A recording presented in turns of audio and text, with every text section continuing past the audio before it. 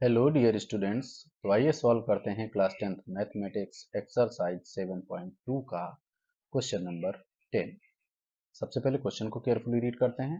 Question है, एक समचतुर्भुज का क्षेत्रफल ज्ञात कीजिए जिसके शीर्ष इसी क्रम में 3, 0, 4, 5, -1, 4, -2, -1 है।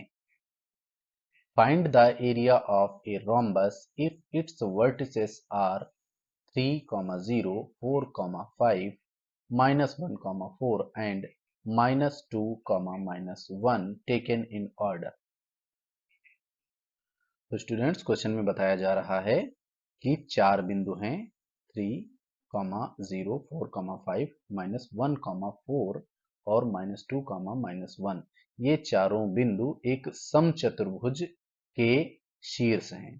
तो हमें इस समचतुर्भुज का क्षेत्रफल फाइंड करना है, एरिया फाइंड करना है। अब इसको कैसे फाइंड किया जाएगा, इसका आपको हिंट भी दिया गया है यहाँ पर कि समचतुर्भुज का क्षेत्रफल इक्वल टू 1/2 उसके विकर्णों का गुणनफल। ये इसका फार्मूला बनता है और ये यहाँ हिंट के रूप में आपको गिवन है आपके सॉल्यूशन को इजी करने के लिए। अब आप इस फार्मूले को ध्यान से देखें तो इसमें क्या लिखा हुआ है, 1/2 इंटू उसके विकर्णों का गुणनफल। तो हमें क्या चाहिए, ये जो रोम्बस बना हुआ है इसके जो डायगोनल हैं, diagonal B D and diagonal A C, इसका गुणनफल चाहिए। तो इनका गुणनफल तो तभी आप कर पाएंगे जब इनकी लेंथ आपको पता हो, और लेंथ पता करने के लिए हमारे पास होता है डिस्टेंस फार्मूला। क्योंकि यहां पर आप देख पा रहे हैं ए और सी दो पॉइंट्स हैं और इनके बीच की दूरी यानी कि ए सी है और इनके कोऑर्डिनेट भी यहां पर दिए गए हैं। तो इनके बीच की दूरी ए सी को हम डिस्टेंस फार्मूला के द्वारा फाइंड कर लेंगे। इस प्रकार से हमारा ए सी डायगोनल आ जाएगा और बी डी की दूरी को भी हम डिस्टेंस फार्मूला का यूज करके फाइंड कर लेंगे। इस प्रकार से हमारा बी डी डायगोनल आ जाएगा। फिर उसके बाद हम आसानी से इस रोम्बस के एरिया को कैलकुलेट कर पाएंगे। तो अब हमें इसके सॉल्यूशन में करना क्या है, इजीली हमको यहां पर AC और BD की लेंथ को फाइंड करना। तो यहां पर सबसे पहले हम लिखते हैं विकर्ण, क्या चाहिए, AC निकाल लेते हैं पहले। AC इक्वल टू क्या होगा, अब यहां पर हम डिस्टेंस फार्मूला यूज करेंगे।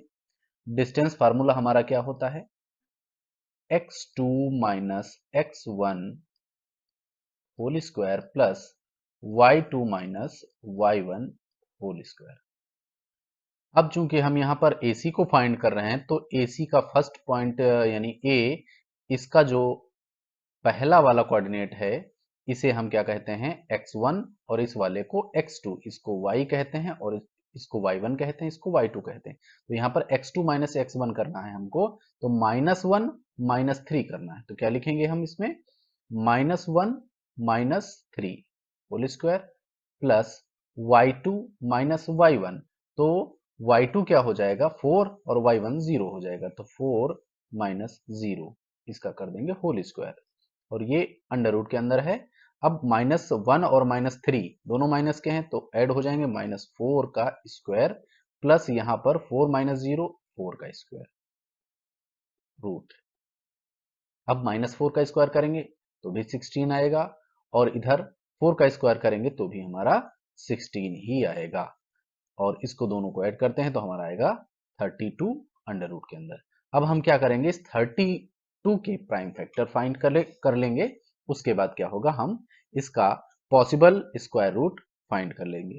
तो इसके अगर हम प्राइम फैक्टर करें, या तो यही कर लीजिए, आप इस प्रकार से भी कर सकते हो जैसे 32 यहाँ लिखा, उसके बाद 2, 2 1 जा 2, 2 6 जा 12, 2 8 जा 16, 2 4 जा 8 एंड 2 2 जा 4, 2 1 जा। इस प्रकार से हमारे क्या हो गए, ये प्राइम फैक्टर हो गए। तो यहाँ पर आप लिखना चाहो अंदर लिख सकते हो 2 इंटू 2 इंटू 2 इंटू 2 इंटू 2, ये अंडर रूट के अंदर रहेगा।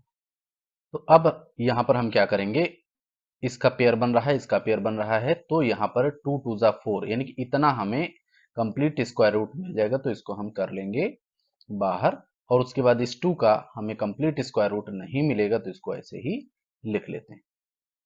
तो ये लेंथ हमारी किसकी आ गई, हमारी आ गई विकर्ण AC की लेंथ हमको मिल गई। अब इसी प्रकार से हम डिस्टेंस फार्मूला का यूज करते हुए BD की लेंथ को भी फाइंड कर लेंगे। अब BD की लेंथ को हम यहां पर फाइंड कर रहे हैं, लिखेंगे विकर्ण BD इक्वल टू, ये हमारा फिगर बिल्कुल अलग हो गया, तो BD यहां पर डिस्टेंस फार्मूला लिखते हैं।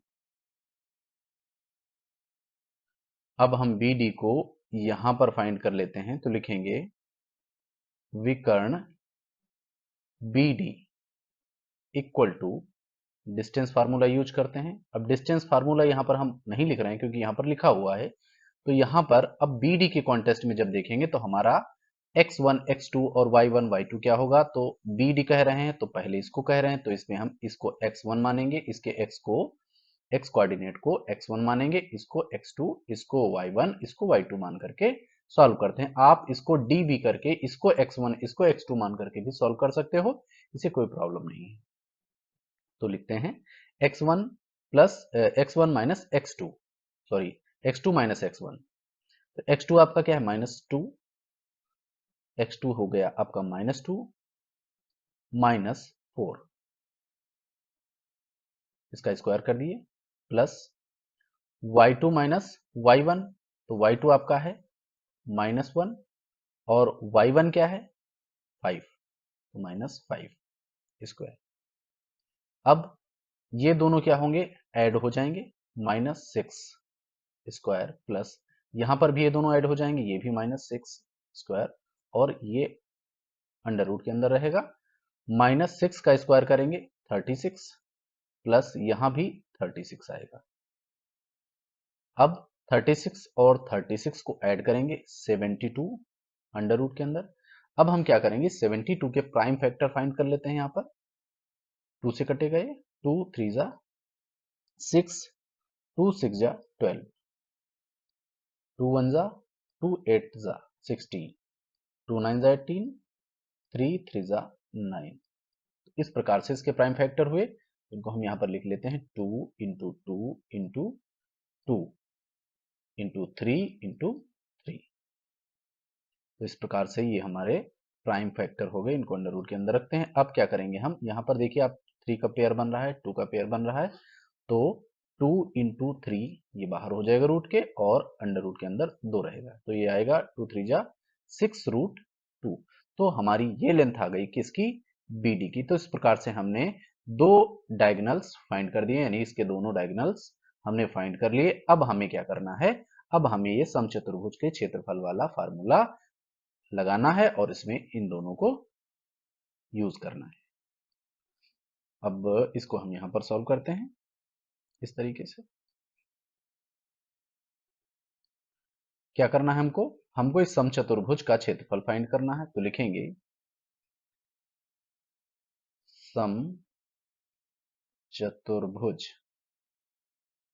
क्या है समचतुर्भुज आपका, ABCD का क्षेत्रफल बराबर, अभी हमने फार्मूला क्या यहां पर देखा हिंट में, 1/2 इंटू विकर्णों का गुणनफल, प्रोडक्ट ऑफ डायगोनल्स। अब इसमें वैल्यू प्लेस कर देंगे, 1/2 इंटू विकर्ण आपके क्या है 4√2, 4√2 इंटू और क्या है 6√2 इक्वल टू 1/2। अब यहां पर इन दोनों को जब मल्टीप्लाई करेंगे, √2 जब गुणा होगा तो ये केवल 2 रह जाएगा, क्या होगा 4 इंटू 6 और इंटू ये √2 की गुणा हुई तो कितना आ जाएगा आपका 2 आ जाएगा। अब ये 2 एंड 2 कैंसिल हो जाएगा और आपका आ जाएगा 6 4 जा 24। अब यहाँ पर कोई यूनिट नहीं दी गई है तो इसको आप लिख सकते हो वर्ग मात्रक या स्क्वायर यूनिट, तो इसको हम लिख लेते हैं वर्ग मात्रक। ये हमारा क्षेत्रफल आएगा किसका, इस समचतुर्भुज का, जिसके वर्टिसेस यहाँ पर गिवन है हमको। तो इस प्रकार से हमको ये फाइनल आंसर फाइंड हो गया। आई होप आपको ये सोल्यूशन बहुत अच्छी तरीके से समझ में आ गया होगा। अगर आपको ये सोल्यूशन समझ में आ गया है, वीडियो अच्छा लगा है, तो प्लीज चैनल को सब्सक्राइब करें, वीडियो को लाइक करें और अपने दोस्तों के साथ शेयर करें। Thank you for watching. जय हिंद।